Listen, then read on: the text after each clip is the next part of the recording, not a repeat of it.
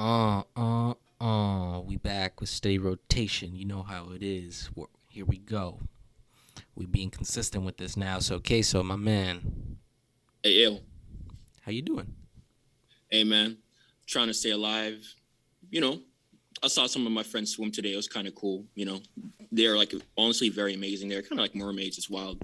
But, besides that, we're just trying to keep our head afloat. And like you said, learning new habits. How about yourself, man? Just chilling. I did some adult shit today too. Just doing errands and stuff, and then went to the gym, and now I'm chilling, and you know, Damn, bro, you be pushing weight like that? I'd be pushing P. Yo, what does that even mean, bro? Bro, if you gotta ask, don't worry about it. Just know Heard, that's not playa. heard you, bro. Heard you. I Hey, man. What have you been listening to this week? This week, that's a good question. I mean, just my usual stuff, like Mac Miller. Mac Miller. I'm still on that Paris, Texas wave. I did peep the new single from our boy on the West Coast, YG, with the J. Cole feature. Yo, Cole? Yeah, Cole's on it. He was kind of spitting. These last two features, I don't know, man. I think he's kind of just chilling, being a little bit comfortable, and just getting on some tracks. I don't know if he's trying to drop an album this year, but the way that these past two singles have been going, I might be inclined Interesting. to listen to a J. Cole album the day it drops. Bro, stop disrespecting the coldest killer of them all, man. Yo, shout out to Cole.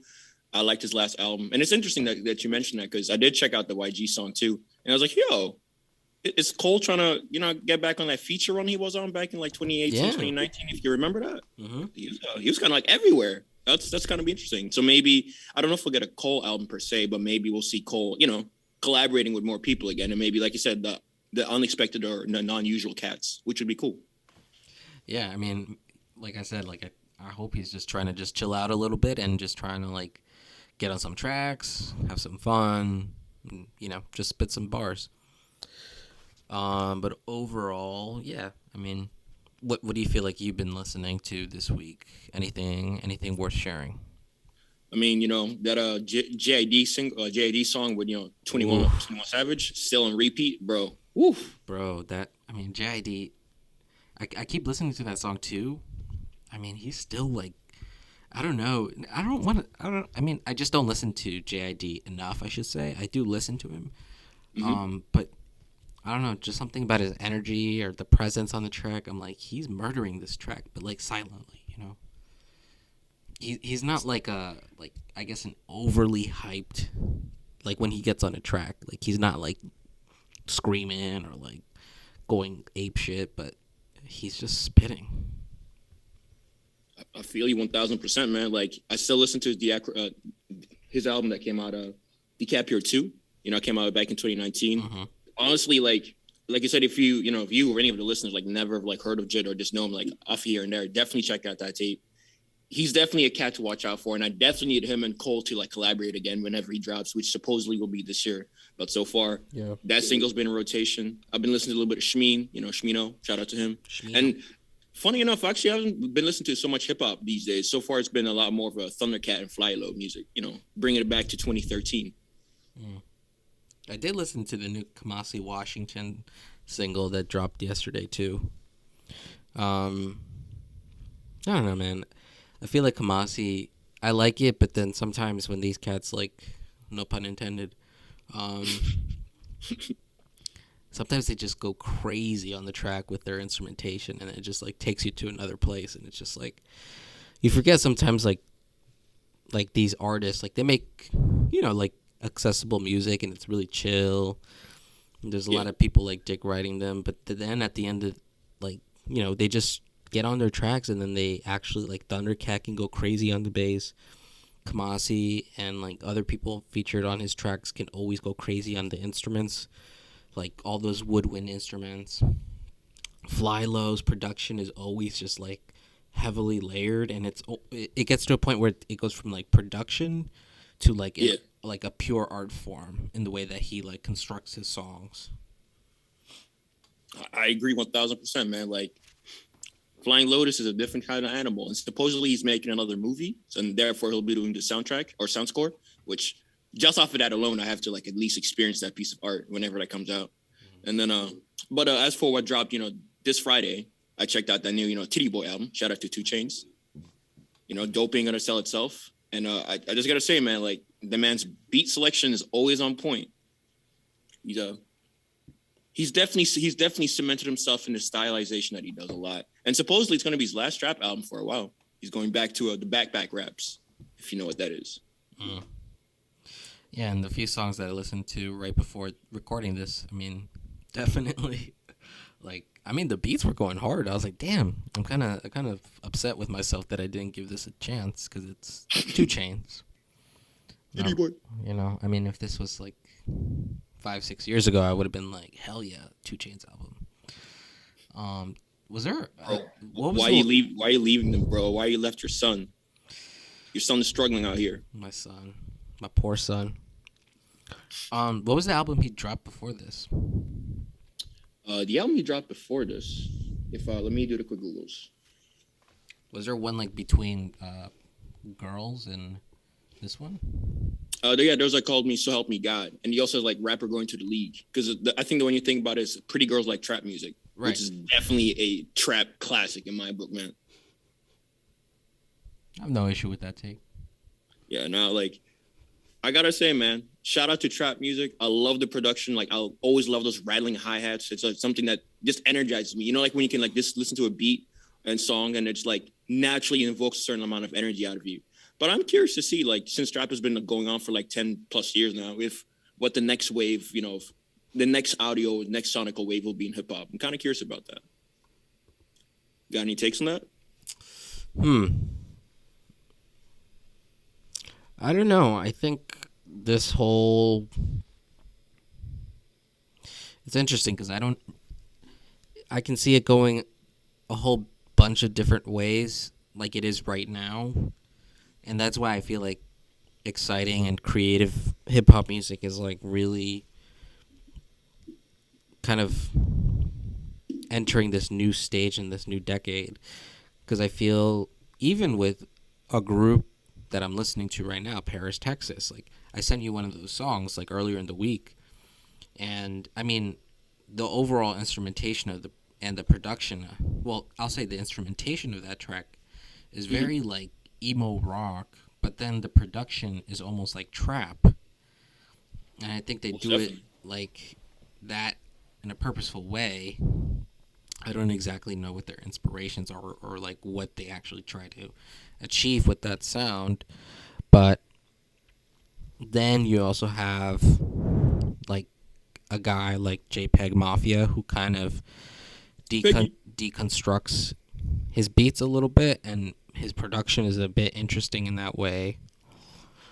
But then you have like other dudes who are coming up in the or who already have come up in the game and are just solidifying their careers entering this decade, like your Denzel Currys, your Vince Staples, your Tyler the Creators, who are really trying to make that traditional hip-hop sound, but more so with,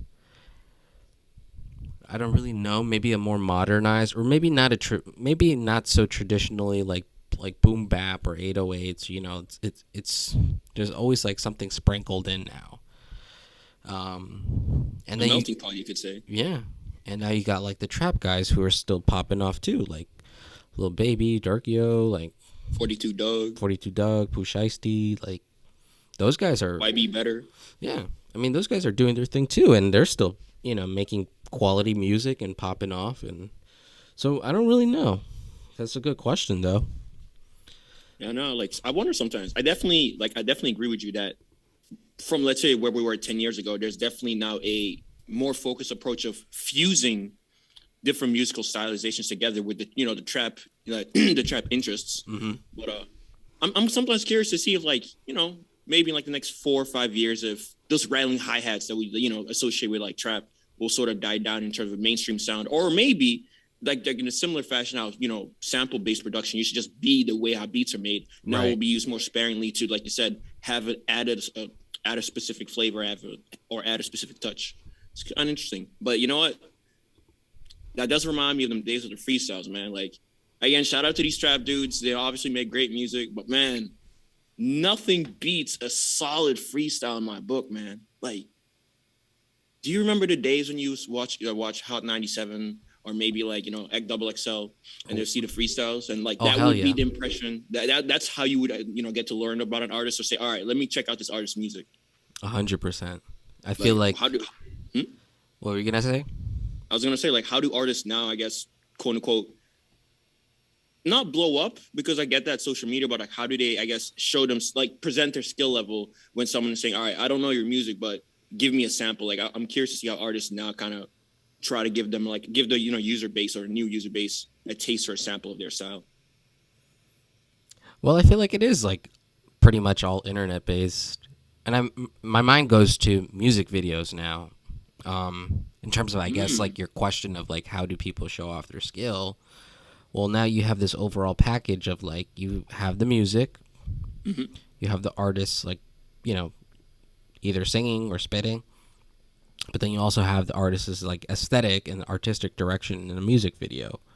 And I feel like that's how artists now can kind of show off their skill. I'm not saying like that's how they pop off necessarily, but I think that's mostly social media and cosigns.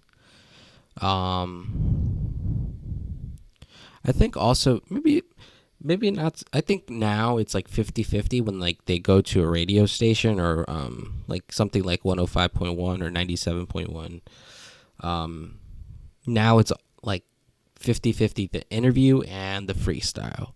I think the interview now has a lot more weight, and a lot of people connect more with what, you know, they say in an interview than, because, you know, I'll watch like a bunch of artists like that I don't regularly listen to, but like, you know, like a guy like Lil Baby, like I'll listen to him in his interviews because I feel like he's a very, in a kind of interesting way, like a relatable dude. I like how he talks, like Young Thug. I mean, I love Young Thug, but I also like the way that he talks in his interviews. And then, you know, you have guys like, you know, your fun guys like Tyler the Creator, Vince Staples, like, bro, he made Funk Flex so uncomfortable that interview, man.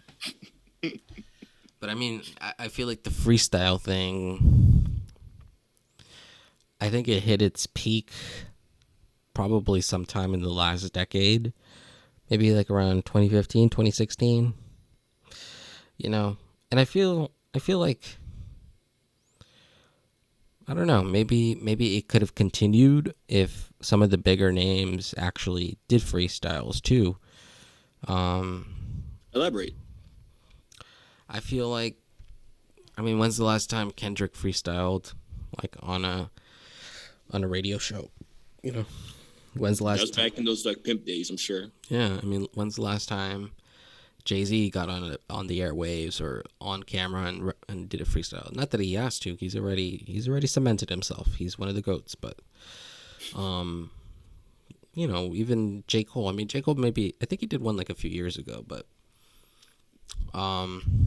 J. Cole's definitely more active than the other cats. But you do make a really good point that, you know, those guys who've already cemented themselves, who either because those guys who cemented themselves, especially on like a lyrical level, that for whatever reason, when they're at that point or level, either they, you know, like they don't, there's like I said, the freestyle don't serve them as much anymore because, like I said, they've already been cemented, and maybe some of them don't want to have a bad freestyle only because, you know, that could arguably hurt you, you know, could hurt you a little bit, but you know, like. I'd still like to see like the guys pop off a quick freestyle. Yeah. Like I feel you though. I definitely do agree with the fact that now that we have more access to artists, especially with the music video stuff, that is like actually like a genuine like good way to look at stuff because they're artists who I know that I only engage with them whenever they drop a music video. If it's just strictly audio, I just don't check it. But if there's a, you know, cool visuals attached to it, I'll say, oh cool, let me give this a shot. Like a guy that comes to mind is Amine, if you remember him. Yeah, like, he's got fun videos all the time, and I don't even. I mean, I like his music too, but like, I mean, I couldn't really give you a track off the top of my head, but I know like he makes dope music and he makes dope music videos. You know. Yeah, no, his visual game is on a different level. And also shout out to ASAP. His visual game is also on a different level. I know we talked about him last week, but man, such great music videos. In fact, even Cardi, if you think about it, like he really built an aesthetic based on his like videos. Because I remember back when his debut mixtape dropped, there's definitely like a either a budget or like a very designed purposefulness in all the music videos he dropped. Shout out to Magnolia. Yeah, That was an anthem. But hey, man. But with that being said, man, we have to talk about our boy from Chicago, man. We're not talking about Chance. We're not talking about Vic.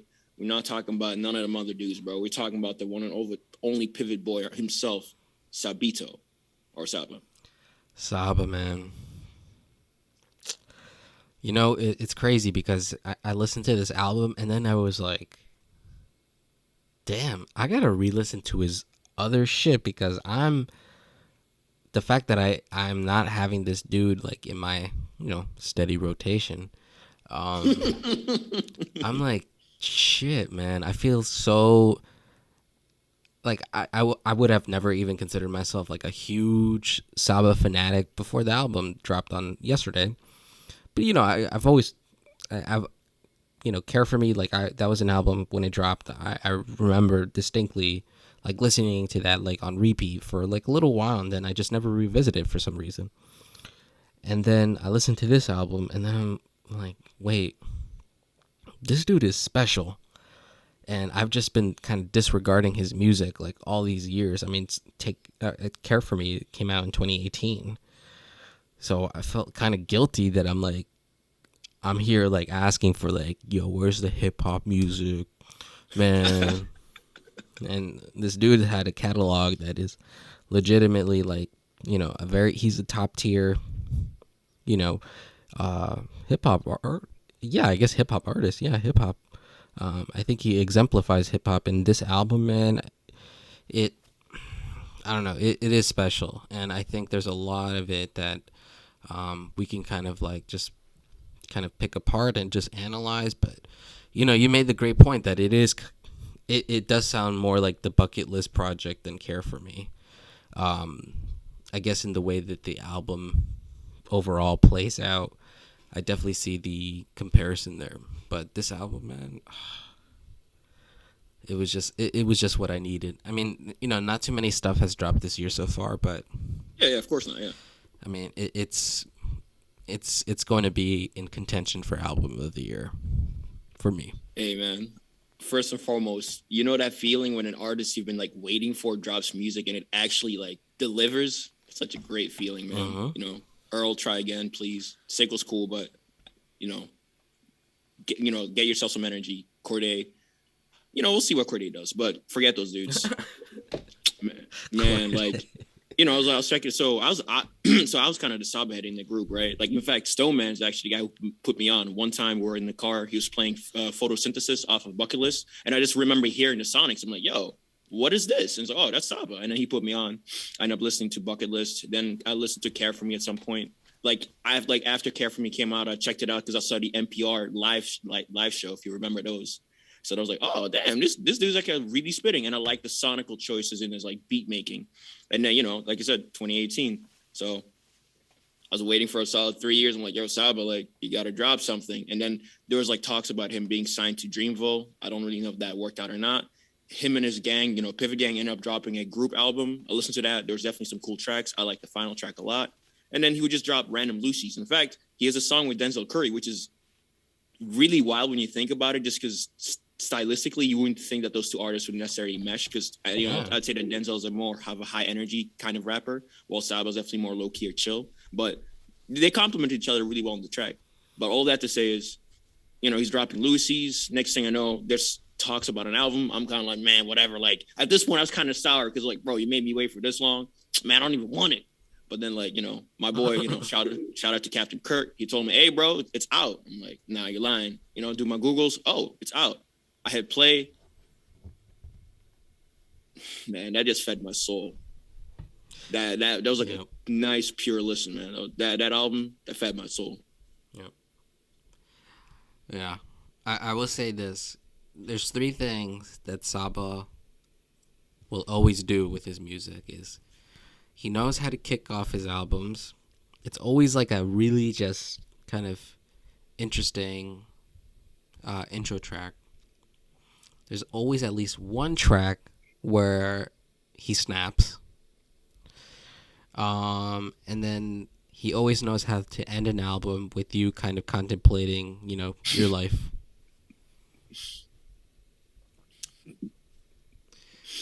I The mean, rich will get rich, the poor people get pissed. It is what it is. yeah, man.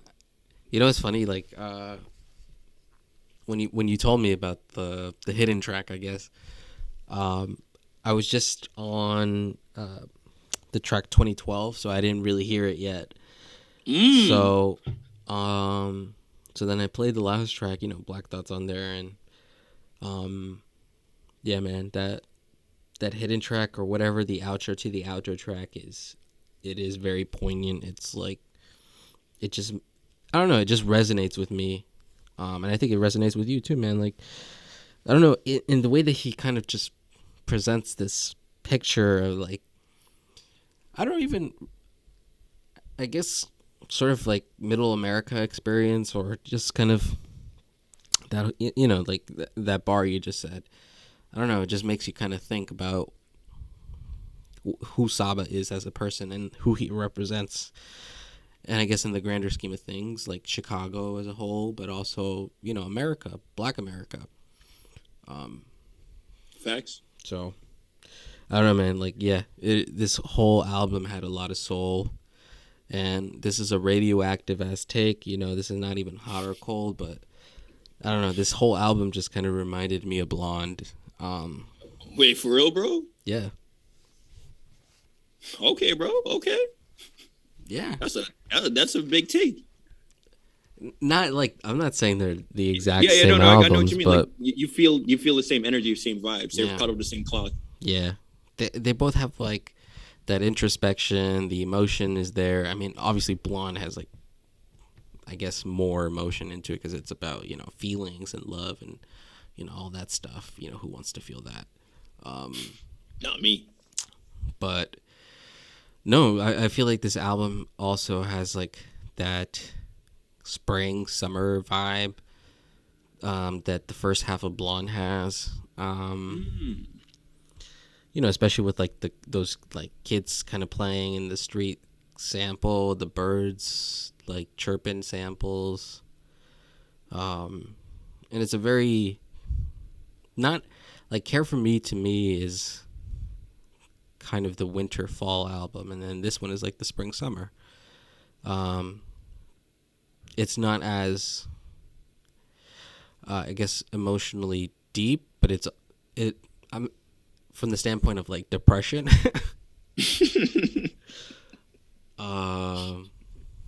Damn, bro.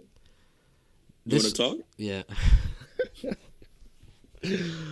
No, I'm just saying, like, this album, it talks about real shit, but I guess there's almost like a hint of optimism, or like, I'm a resilient kind of dude, and we're resilient people, and we're gonna still strive and prosper. ASAP. No, I definitely agree with you on that one. Like, the album is very factual about, the scenarios it's trying to paint. But it doesn't feel, like you said, it doesn't feel, I guess, hopeless, or, like this is a fucked up situation. Rather, it feels more not in an acceptance of nihilism, but just like matter of fact, like, hey, man, before you leave the door, just know these are things, that you'll have to be facing, but you still have to like leave the house to do what you got to do. And that's something I find really interesting. But before we're going to do the, track by track takedown, let me ask you, what is your opinion on Bucket List and Care for Me? Saba's previous works. Yeah. Bucket List definitely has, it's just his first project to me. I mean, his first like studio length project. There's definitely a raw energy to it. And there's all these ideas that are that are on Care for Me and Few Good Things. Like, I feel there's so many themes, sounds on that album that are shown on his later two projects. But to me, still things are kind of raw. Definitely his more like rapidy rap kind of project, in my opinion. And I like the features on there. You know, back when like No Name was still relevant. Um, and I think I just remember there was just a lot of features on there. Yeah, like Twista was on there. Gene Doe. Yeah, Wasn't Gene Doe on Sylvia Demo? yeah, she was. Yeah, yeah, yeah. Menthol, Right, right, menthol. right. Matthew Santos, Raven Lene, Felix, and Shmino. So there's a lot of like features on that album too, and um, they really fit the project. And then Care for Me is just kind of an extension of that, but it's like all him, with the exception of the features, Yeah, which was great to kind of see. And there's kind of those tracks where it's just like it just hits you in the feels. Um, feeling that one. So me personally, obviously, Bucket List is my introduction. I love Bucket List sonically. I definitely find it to be like its production style is like really interesting and reminds me again of like the era of Chance the Rapper, No Name when she was on the come up. Yeah, No Name. And there's definitely something about like that. I'm gonna call it the Chicago sound, but obviously more within that like isolated group.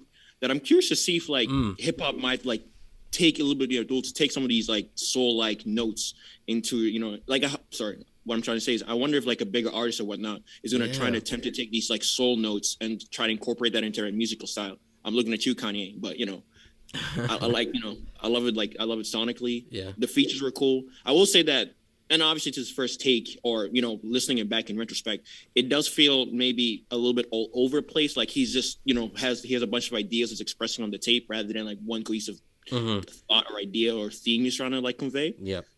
Which again, since it's a mixtape, that's to be expected, I guess. But definitely got some highlights on there. Like I told you, Photosynthesis, that is my track. You got California. I love that song. That always, whenever I hear that, reminds me of traveling. Your boy trying to touch every turf on this earth. And but honestly, there's no bad songs on there. Now, No. maybe songs that I don't care for sure, but there's nothing that I would skip if that makes sense. Yeah, I like Church and West Side Bound. Ooh, yeah, West Side Bound goes hard. Yeah, Bucket List and the outro track, World in My Hands, man. But yeah, and then what's your take on Care for Me? So look, right. Initially, I was like, man. Again, sonically, it's definitely more distinct than Bucket List. So he didn't build up on these like Bucket List sound. But then like, and again, this is my fault for not maybe paying listening it with an attentive ear the first time.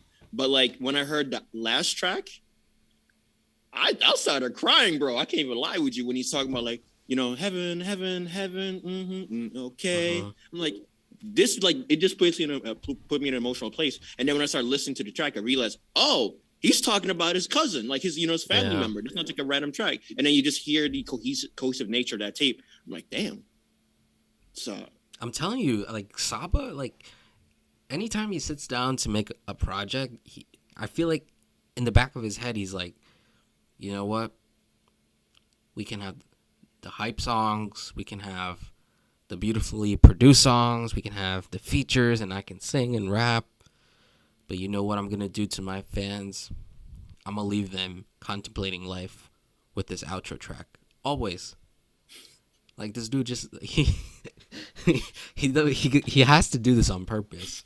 Like, this is like... Every time he makes an album, he's just, you know what? I'm going to just drop some real shit. It's not even like... You're never going to bump this at a party. You're never going to bump this in the whip. This is headphones-only music, at the middle of the night. Walking down the street at 3 a.m. Yeah, because you can't sleep. I know exactly what you mean, man.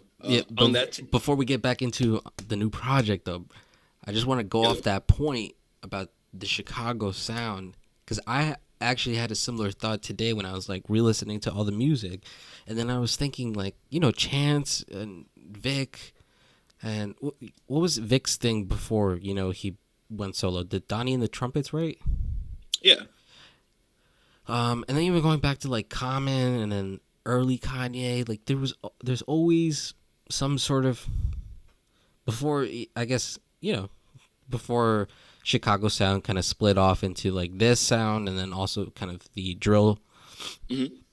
the drill sound. There's always like some sort of, I don't know how to explain it. It is instrumentation. There's always instrumentation added into the production, and it gives this feel of, I don't know, just kind of like that city feel, like, I don't know, like 1910s 20s America. Like that's just what comes to my mind. Like I don't know how to explain it. Like it's just like, it's not hard or it's not like hood, but it's like kind of, I guess, like very like American sound. Like there's just like always, I just always think about like Common's B album and how There's like definitely there's, a timeless quality to that sound. Like yeah, that's what you're trying timeless. to get at. That's kind of what the word is. There's always like some instrumentation in these Chicago, like when like No Name too, she does this shit too. But there's always like that nice like instrumentation that is timeless, and it just, I don't know, puts me in a different kind of headspace, and it makes the whole like listening experience like much more entertaining for me. Like I like the whole artistry behind that like kind of production. 1,000% feel you on that. And Chance, if you want to, reclaim your spot, you know, you can do it. Vic Mensa's, he's been actually dropping some nice heat. I can't even lie to you. Mm-hmm. I don't really know what happened to No Name. I remember she dropped 2 albums. I really enjoyed both of them. In fact, Yeah. If you remember Rory, Oh yeah, yeah.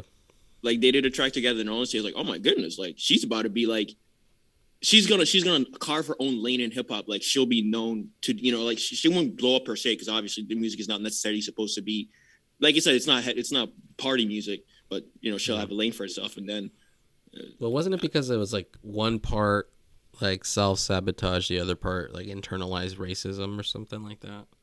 yeah, Yeah, it's so it's unfortunate, but it is. hopefully she'll get back to it. Remember But when with we that saw being, her? so what? Remember when we saw her? I do. That was a fun concert. She's a good live performer. Yeah, She got the vibes too. yeah. But with that being said, man, like off of Care for Me, my go-to tracks are definitely Life, Broken Girls, and that final track. Like just as like those are definitely standout tracks to me. Yeah. Nah, man, that song Broken Girls, bro. That was some. Oh my goodness, I've never heard such a succinct song in my life at that time. Mm. Explains a lot. Explained a lot to College Vic. Mm. But with that being said, man, gonna now get into the new album. Few good things, and this is definitely one of them. How do you feel about how the album started off? Like I said, man, he just knows how to kick it off. It's like this dude always in his mind. He just has the aim of presenting his projects like I don't know, like almost like a movie. Like movies always start off with like, you always just remember like the first scene, and it's always, whatever type of movie it is, but it's just it just sets up the project. Even though it's like, I guess, kind of just a revisit of just his, I guess his traditional sound, and it's just an intro track. It's like 2 minutes long, but to me, the instrumentation, and then he just kind of kicks off the whole track. I feel like he's almost trying to explain, why it's taking so long for him to drop a project, because he's saying like something like been in a daze, since the ink hit the seam now, I think it's time for me to play. I think he's just trying to, it's almost like saying like, I'm jumping back in, but because I want to, and I just want to drop some quality music. I mean, that's how I interpreted it, but yeah, man. I feel you, man. Like that intro track, obviously when I heard the sound, I was like, yo, is this Bucket List Saba? Like obviously instrumentation wise, I was like, okay, I'm engaged. Then you got the feature artist doing, the wonderful singing. I'm like, okay, I'm feeling it. And then like you said, like Saba just kind of addressing the fans like, hey guys, I'm back. I'm dropping this for you guys, but it's not just random. I like that he was being purposeful with the verse and the intro track. It kind of told me, all right, this is not just gonna be like a pack of songs, put together in an album format. This is gonna be an experience. The one thing though is the way that the song ended, just like cut off like that. I was tight. I was like, bro, we cannot give me the vibes and then just cut off like that. You gotta write it out, feel me? But it was a great start, and then you got the second track. But then it jumps back in. One way.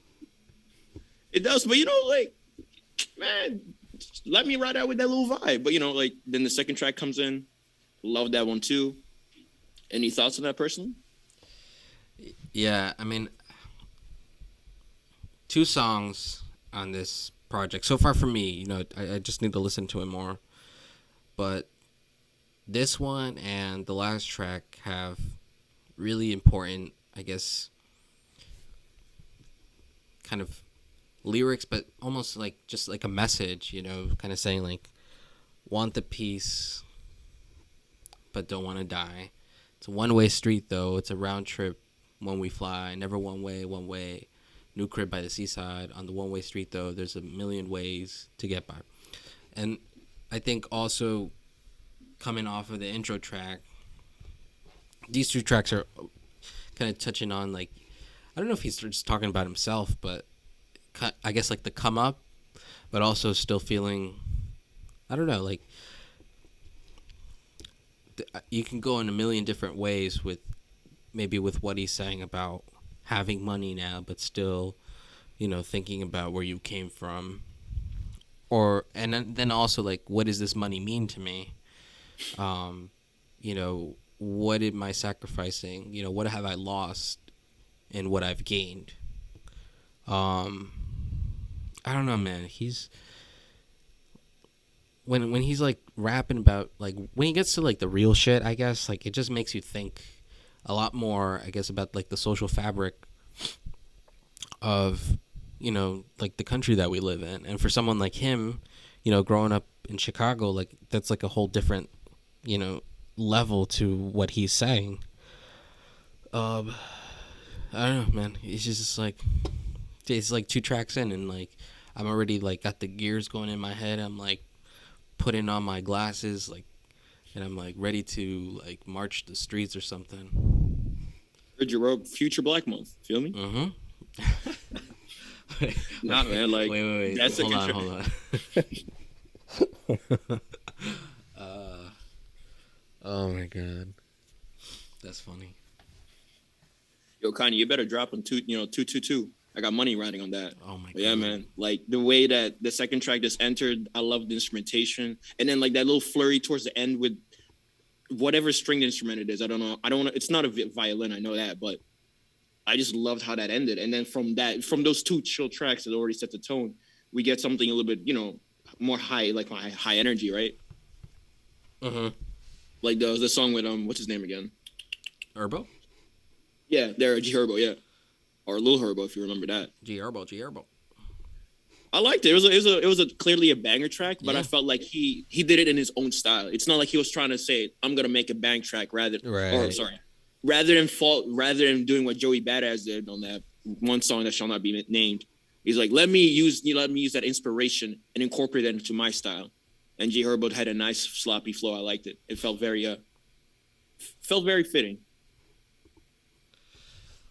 Yeah, I like when artists kind of like rap about this kind of stuff, like in terms of maybe like street violence in a way, but also kind of just painting the full picture of, like as much as hip hop can, in a way, kind of, I don't want to say glorify it, but, just kind of, make it highlight it, into a song. Like, I think him, Vince Staples, I'm just naming 2 guys, like a recent memory. I know there's a bunch of artists who've talked about this subject in the past, but, kind of like saying stuff like, hope the trauma don't amount to what you do in life.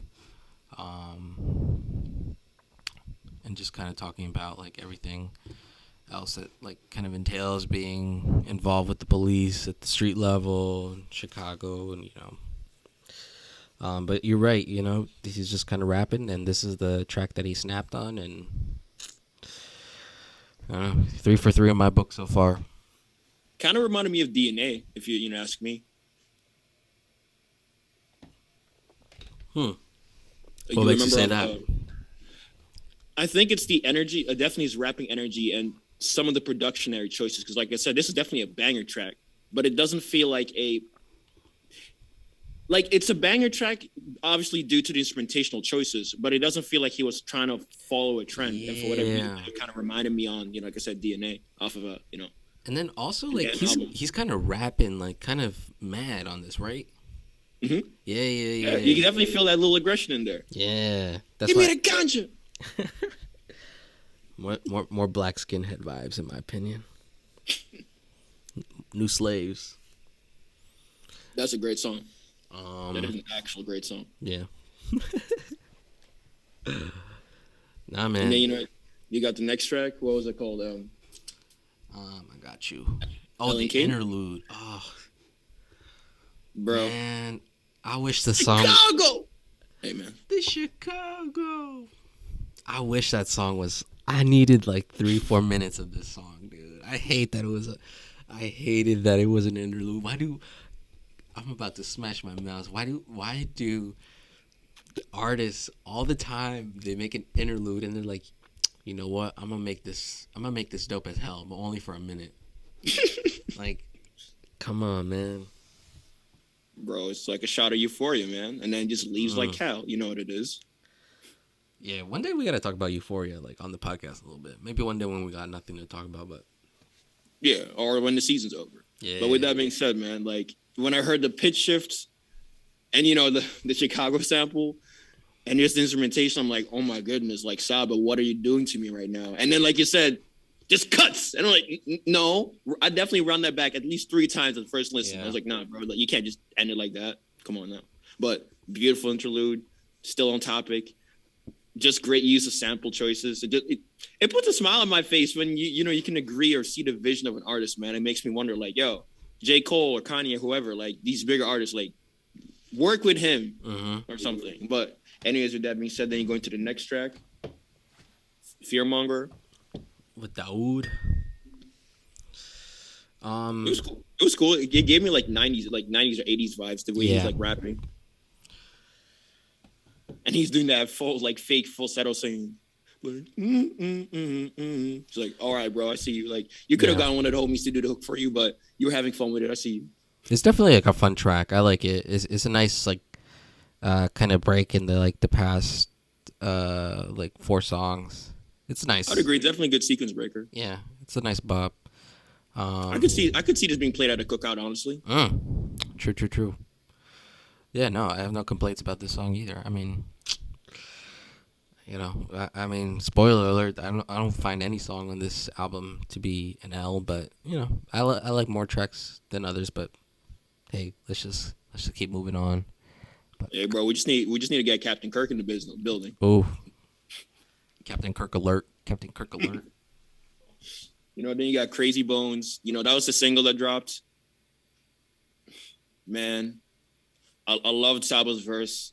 I love the feature verse. That song actually did write out, ended properly, which is kind of why I'm kind of upset how, like, the intro track I was talking about and the interlude just kind of, like, cut. Because, again, as a single, it was sort of like the tone setter in a sense. But contextually within the album, it makes a lot of sense why it's there. Like, I like the fact that it wasn't just straight up vibes. It actually made sense within the context of the album, if you ask me. Yeah. I like the, I like the, what's the word I'm looking for? Just like, I guess the cadence or the flow of the song, and just like, and then we went good. Definitely definitely like just a revisit of his. This is, to me, is like a Saba track. It's definitely bumping the whip music, that's for sure. Mm-hmm. And then you got the next track with Black, excuse me. And Shmino. All I gotta say is this, man.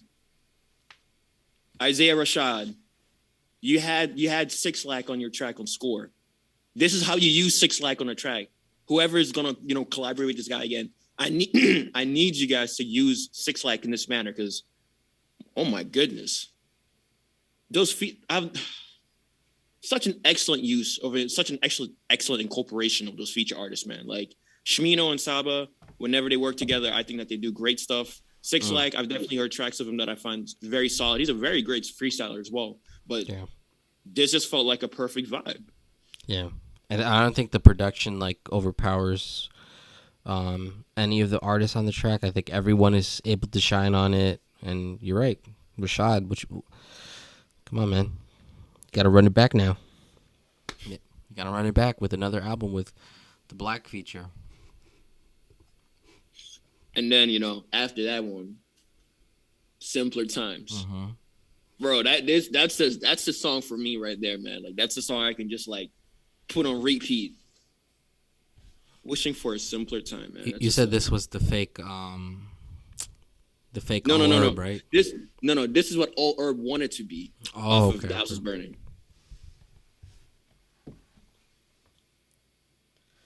Yeah, no, I like the whole laid back kind of sound to it, and I like the whole like. There's a couple of tracks, several tracks on this project that had like the nice kind of guitar loops or samples. Mm-hmm.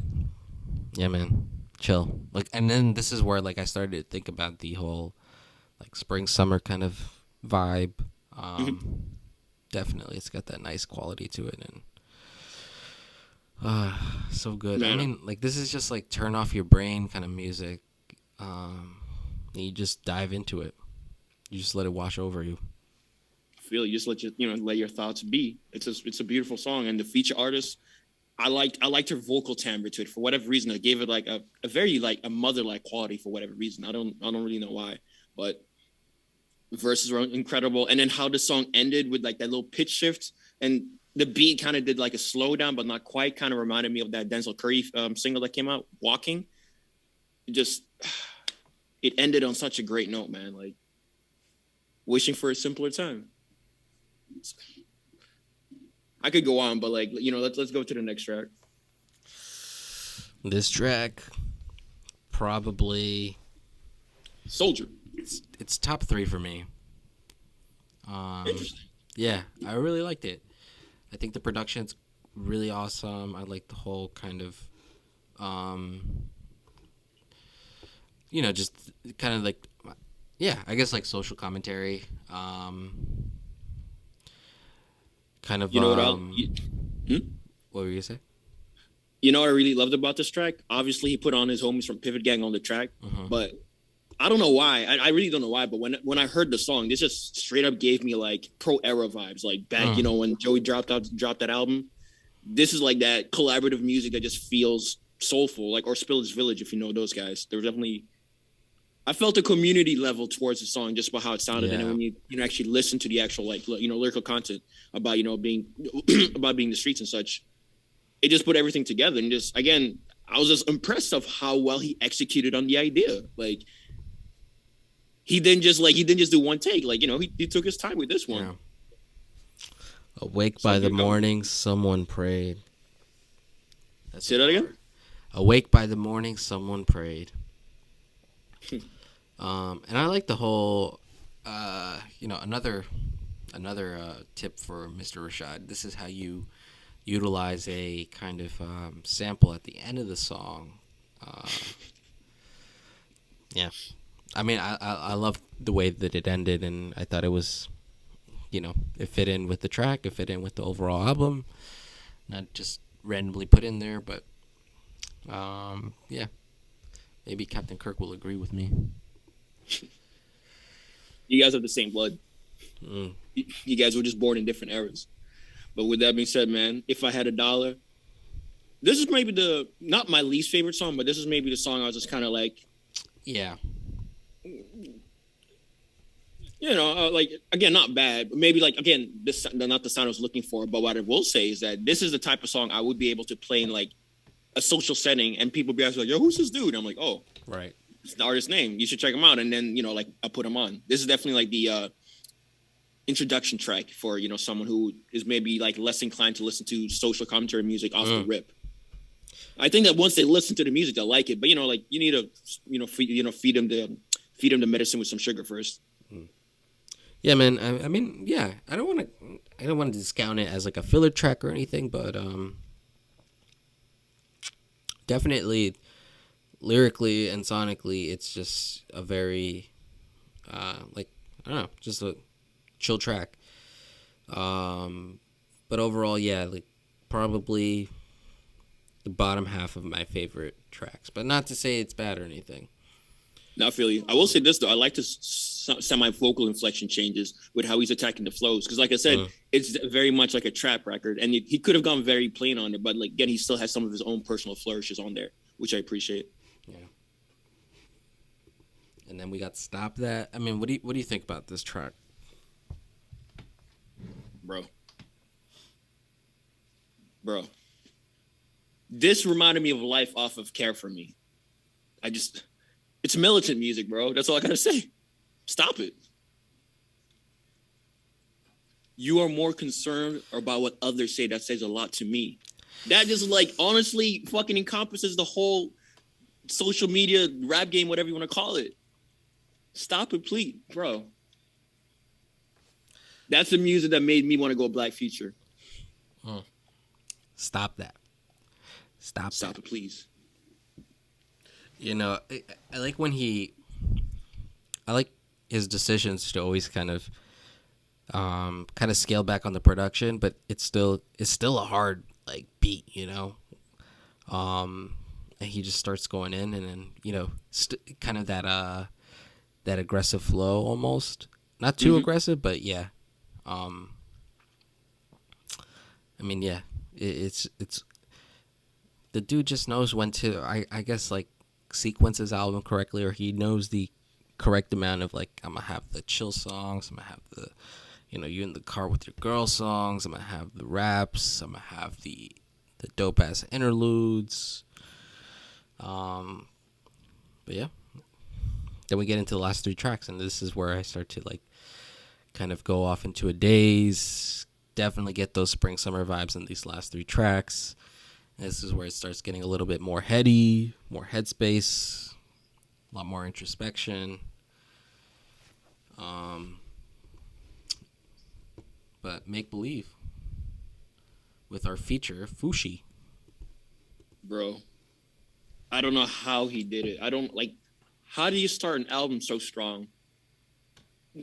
Have no misses, but yet then end it on a stronger note. I don't know how he did it. Like, how do you like? Let me hear your thoughts on it first before I start like rambling on this one. I mean, yeah, like I like the direction he decided to take with the last three tracks. It's like almost like, all right, like I've done the fan service. Now I'm just gonna get into what I really want this project to be about. And I think it's almost, I feel like this album overall, and I think this is, I wouldn't say it starts here because he's been rapping about similar things, but I guess kind of talking about, I guess like fame, right? Like kind of saying like, I gotta grow into these shoes. And then overall in the previous tracks he's been talking about like coming into money, and like how cool that is, but also like how new and different it is. But this album, I mean, this track starts talking a little bit more about, I guess maybe some of the realities of fame or becoming, his own artist. And then also, just as a young man, like these are some of the things that I've felt like I've shared some similar thoughts. Like talking about like having too much pressure on you, like putting too much pressure on yourself. I don't know, and I think it just kind of introduces you into the last three tracks, and it just gives you some time to start thinking like damn, like like as much as we love Saba, like he's always talking about real shit, and I don't think he tries to like go too much into, I guess, the social commentary. More so, this is more like introspective about himself. No, I feel you on that. Like the intro verse where he's like rapping towards his mom, or it sounded like he's to me, this felt like an intimate moment, like almost like he's either writing a letter to his mom and he's just reading it out, or maybe like, having a therapy session. So then just like, reflecting on himself, being introspective was really interesting. Then you got the beat switch, and then you just like hear him like, rapping, well, singing with the auto tune. And I was like, okay, I'm feel like for some reason, like, how sometimes you listen to something and you can say on a technical level, this sounds bad, but for whatever reason, it just like resonates or connects with you. Like I kind of like rappers who kind of can't sing for real in terms of like, like tone qualities, all that type, or rappers who sing off key. But it was, I know it felt heartfelt, it felt legitimate and genuine. And then the female vocalist at the end almost felt to me like the response of like the mom talking back at him. And then the instrumentations, stripping back. It felt like a very honest and genuine and intimate moment on there that, like you said, made me forced me to be more introspective about myself, about, my life choices and such. It's definitely 3 a.m. music. That's for sure. Yeah. All right. Yeah. So for the listeners, man, I was like, where have I seen that name before? She was the only credited feature on the Vince Staples project, Take Me Home. Fouché. I was like, I've seen that name before, 100%. Yo, she's dope. Yeah, she is. Man, 2012, bro. 2012, bro. I mean, like, even that year is like what he's rapping about. I'm like, bro, like, this is the same shit, like, I don't know, like, 2012 is, maybe he was also in his, like, late teens, early 20s, but, just that whole kind of tragic love story, meeting somebody and then, sharing some common interests. And then she's like, what friendship? And then it's like, oh, definitely he's looking back at his life at that time, with the relationship, and kind of just saying like, we can just be together and, we don't got to think about the future. Like, but also, I got everything I need. Yeah. Everything, bro. I cried when I heard that track. That's all I gotta say on that one, man. That's a special moment, right? That's the one. If there, that's definitely the one. Like, I mean, I like Simpler Time. Obviously, it's like I love that song, but this, that's the one, man. Yeah, this is top 3 for me too, man.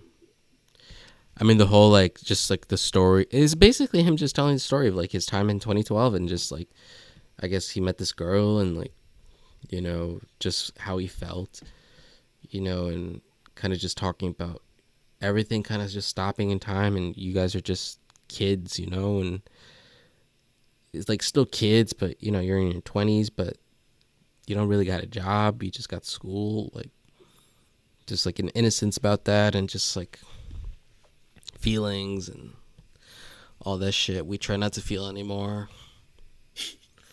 Yeah, you know what it is, bro. Come on, we shut them down. That's why Saba's here. He's trying to reawaken them right now. Yeah.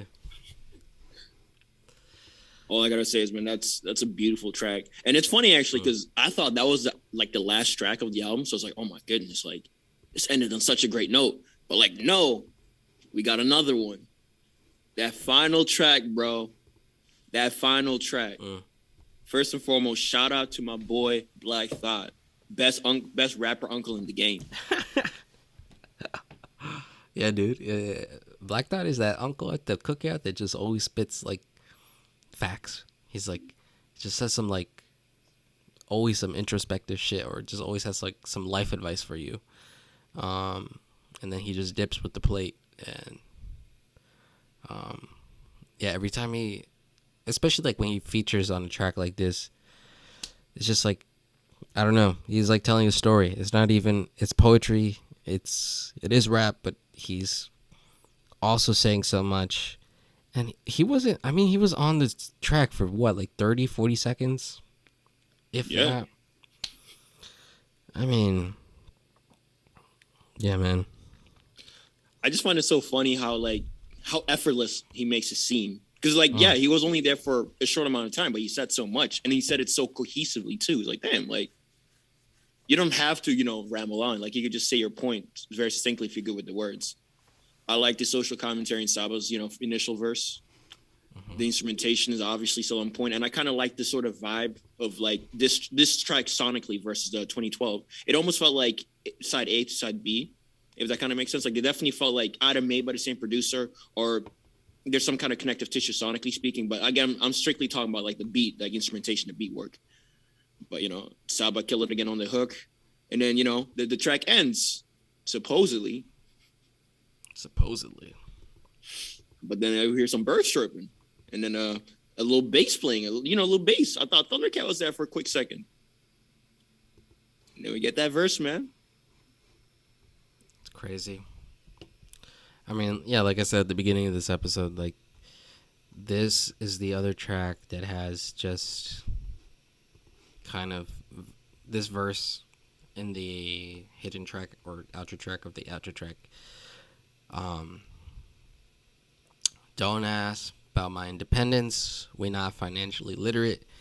Dangle $1 million when oxygen was just a mission. We just want to breathe. We've been drowning down here for centuries. Black and brown boy, identity, families that depend on me.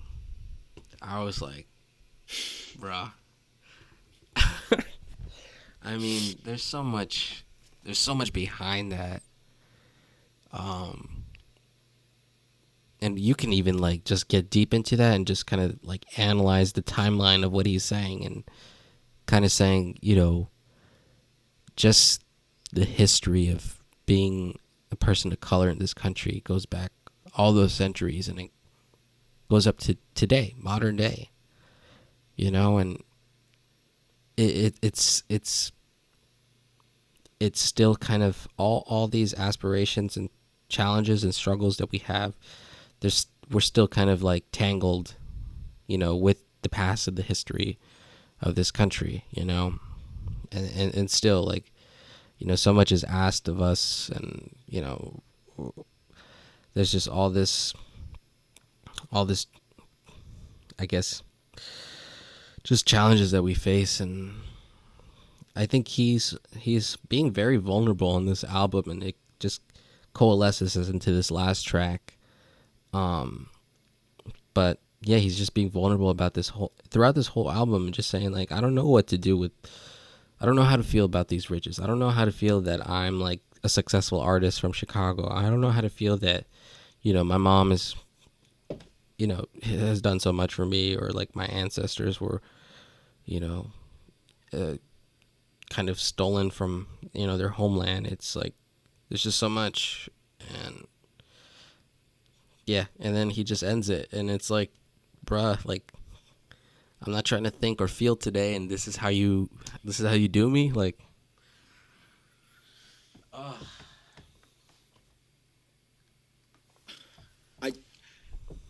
First and foremost, when I heard, and this actually happened again with The House is Burning. I don't know why I keep mentioning Isaiah Rashad. I guess I still love that album, still dope album, but I guess now I'm kind of like looking at Zay like, hey man, like if you're going back to the booth and we're not reaching Saba level quality, I don't need it, to be honest with you.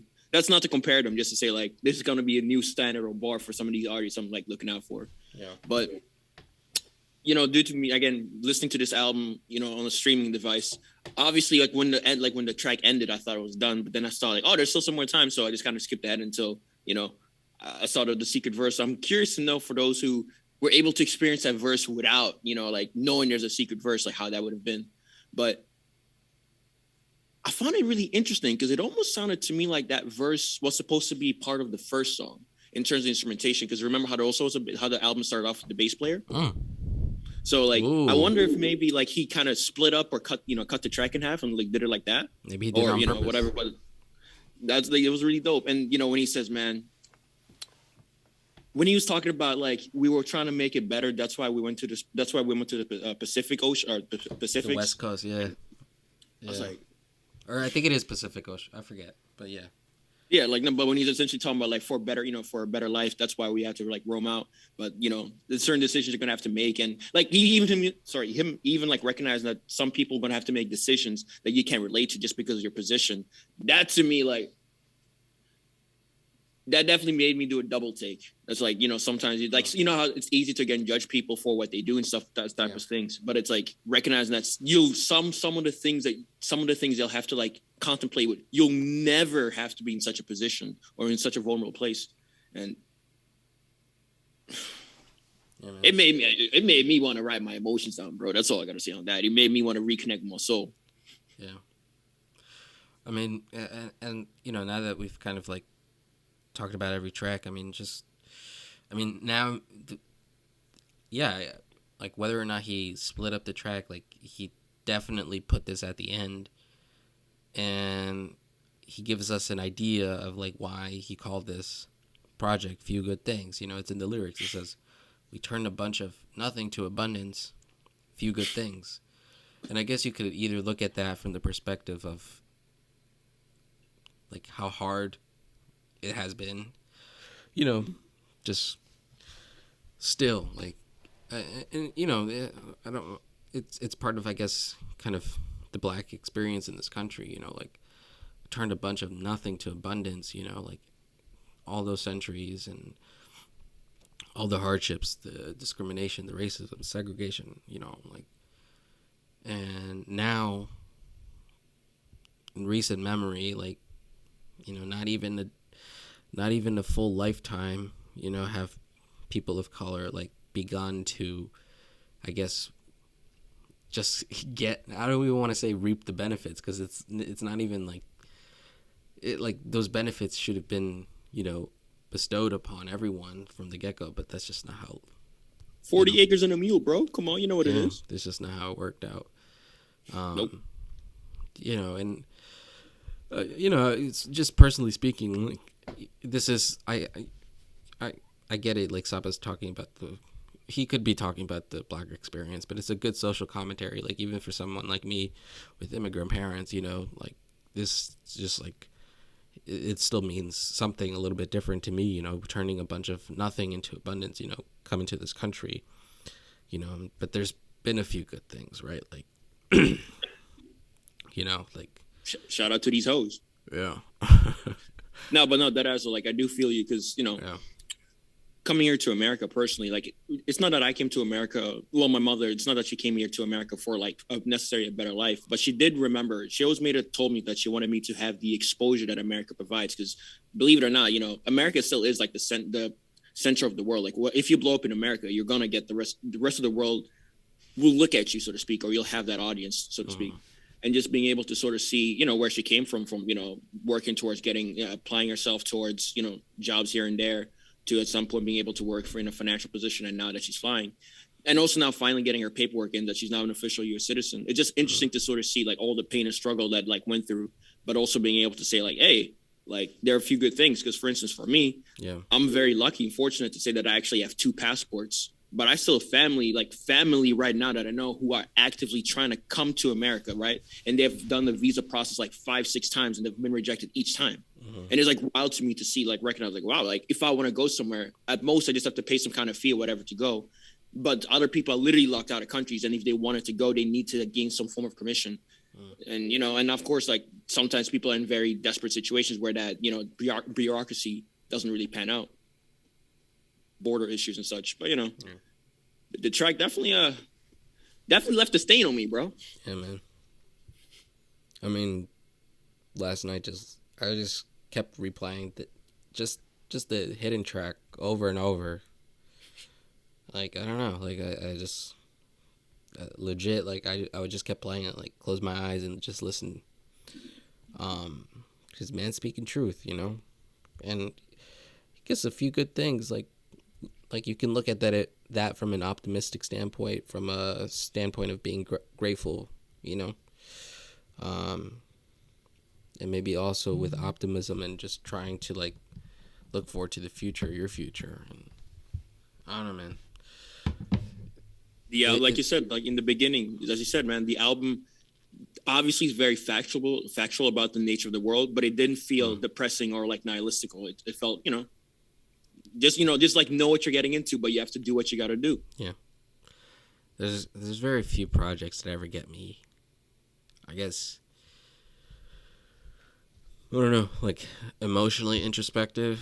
And this one definitely does the job, and it's in running for album of the year for me now. Like, I know it's February, but still. Yeah, no, I got you. Obviously, we'll see if Kendrick drops or whatever. But yeah, no, this definitely was a standout project. Yeah.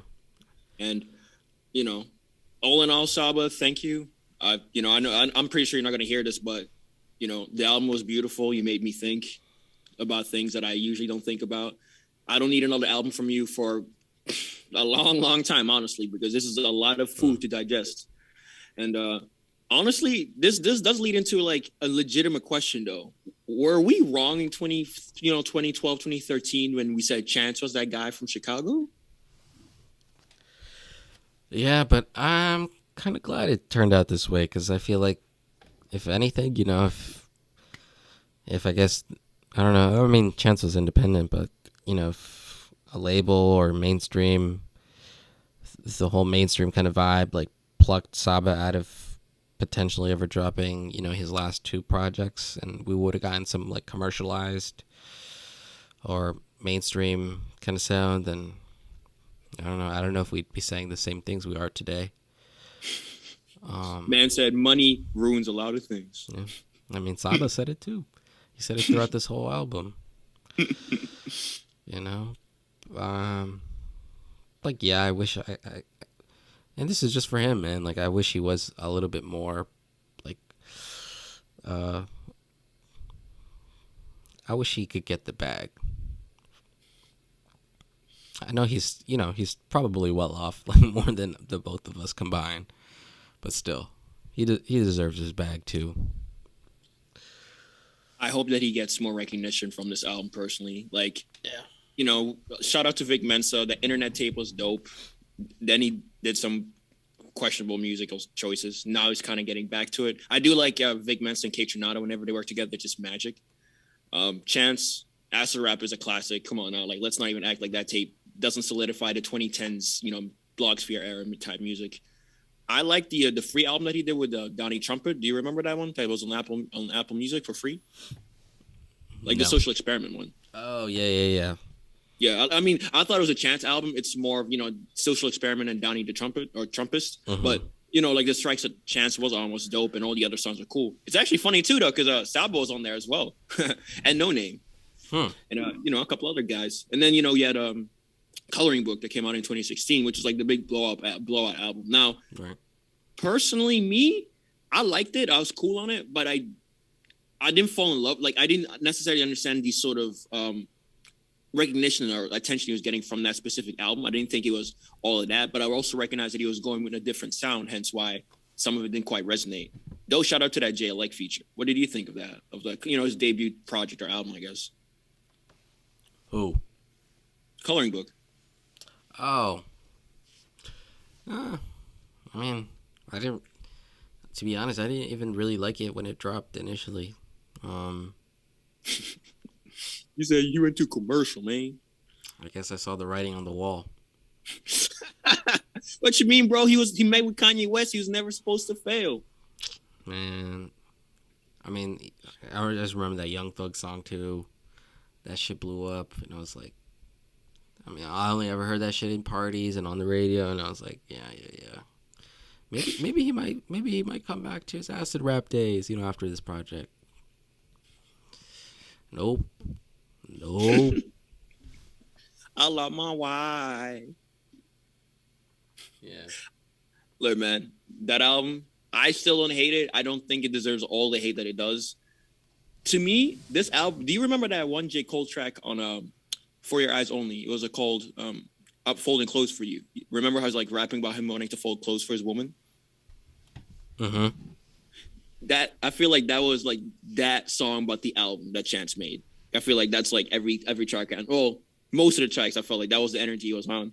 And, I'm happy for him being happy. I don't think that he necessarily expressed himself in the most interesting manners or ways. And there are definitely some weird Kanye-isms that he did on there that I don't even like when Kanye does it. So when someone else does it, it definitely doesn't hit the same, or it's even worse, I should say. But,